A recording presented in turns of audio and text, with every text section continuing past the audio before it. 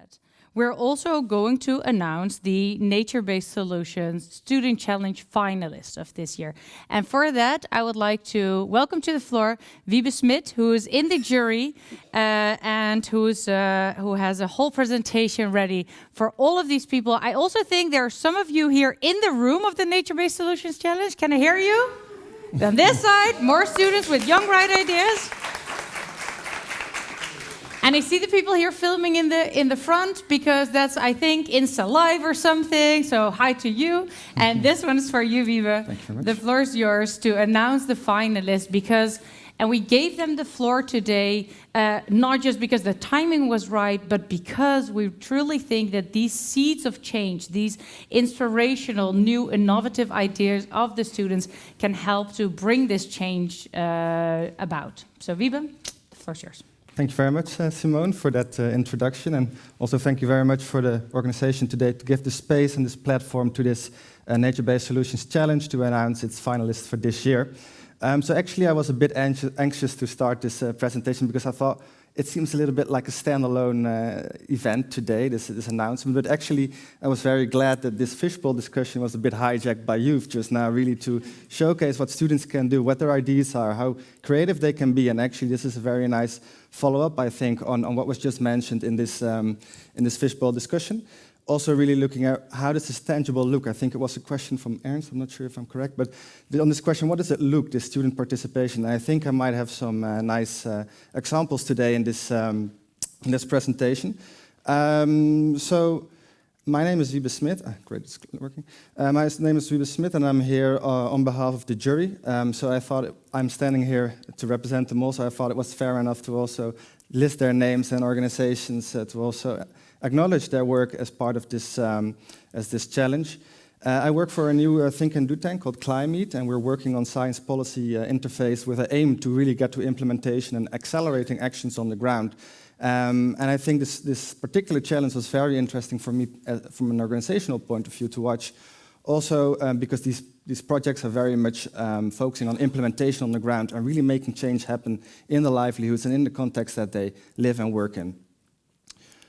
So we promised the announcements, but first I'd like to introduce the challenge a little bit, to also give a little bit more of clarity on what the challenge entailed. So I also have to make a bit of an apology perhaps, because I know that today's focus is really on food systems, but we have been focusing on nature-based solutions, and those actually also go beyond food systems. So I will also have some examples in my presentation that might have a bit of an indirect link to food systems itself.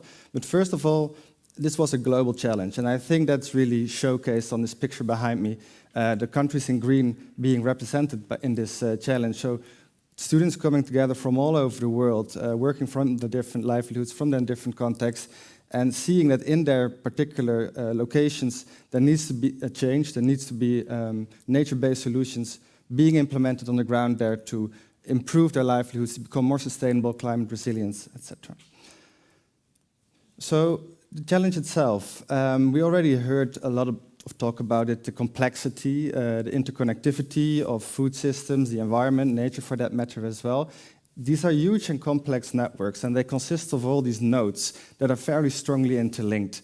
And creating a change in one of these nodes can also resonate into other changes or differences taking place within these big networks. So one of the key elements of this challenge was that there's a multidisciplinary approach, and we really need to break silos. I think that's also something that I actually just put in the Menti. I really like to hear that we need to break silos if we want to work together towards a more sustainable future, and that's also part of this challenge. Then, of course, if you work around complexity, it's very hard to do so by yourself. So tackling complexity through joint efforts. And what we saw in this challenge, what was very interesting for me to see, is that there were all these students coming from different universities. So I'm also looking at the camera now because I know that many of them are joining digitally from different parts of the world. So these students coming together, working from different universities, but we've also seen collaborations between universities, not only within countries, but also from different continents, coming together and trying to tackle these challenges together.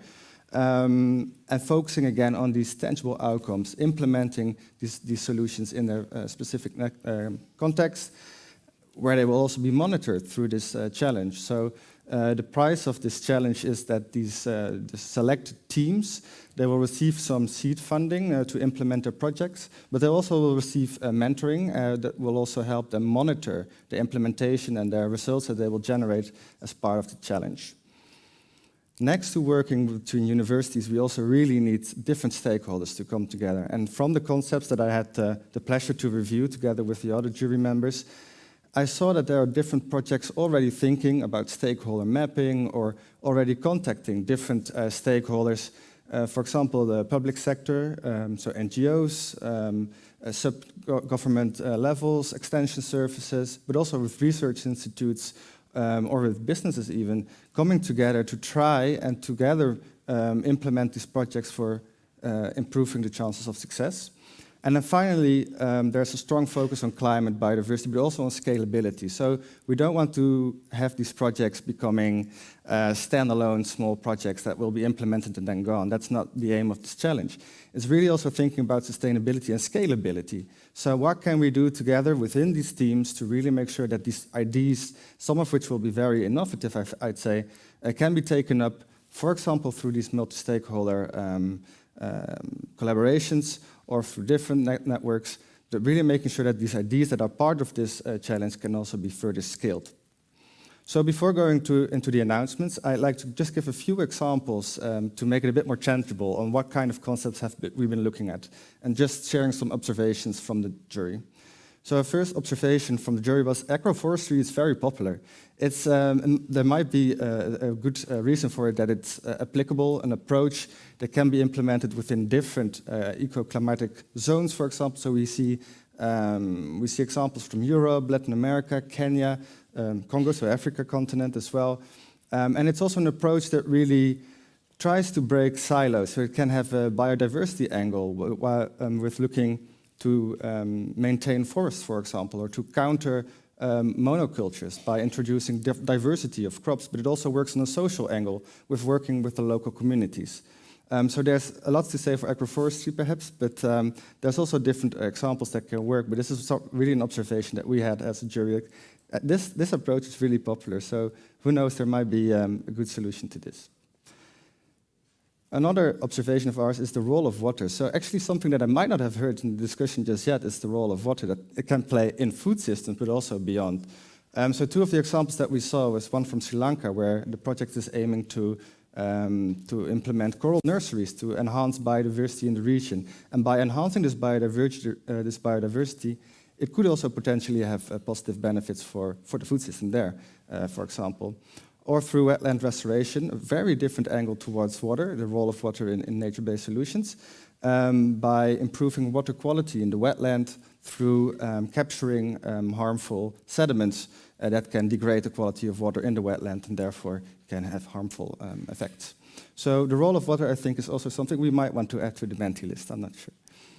And then finally, before I go into the actual announcement, I also want to really highlight that innovation is something that I saw really in this competition. I think that's also a tangible way of how students can contribute. There are some very creative and bright minds walking along this university, other universities throughout the world, really coming together with innovative approaches and solutions. One of which was based in the Netherlands, so we've been talking about seeds of change. Well, they call themselves the wind of change, perhaps a little different angle to it, but trying to create some green zones on the basis of wind turbines, for example. So creating unused surface, if I can call it like that, to turn into a more of a green zone or a biodiversity enhancement.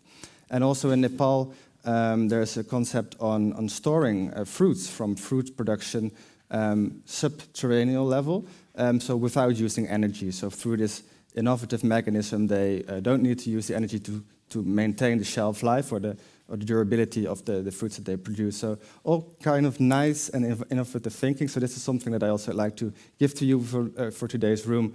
Is really also acknowledging that there is a lot of innovation and creativity within the student minds. So with that, I think now we got to the most exciting part of the presentation, actually, which is the announcement of the 8 projects that will be selected under this challenge.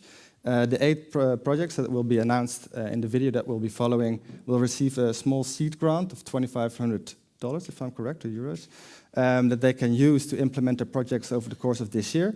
Plus, they will also receive a mentorship program. So without further ado, I would like to ask the tech team if we can put the video on.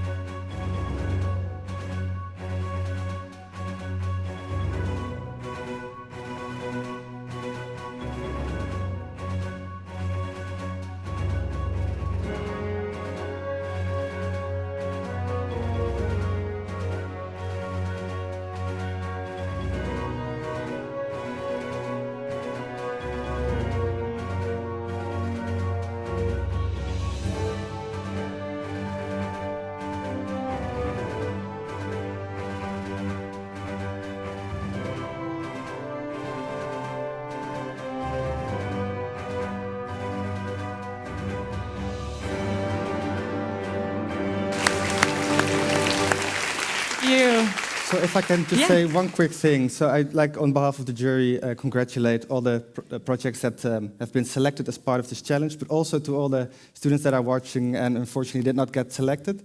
I still hope that you find the enthusiasm and creativity to come up with these concepts that you have been submitting. It was truly very nice to read through your all those proposals that we have seen as a jury, because I think indeed that all the students that have been participating and that can participate can become the seeds of change in the near future.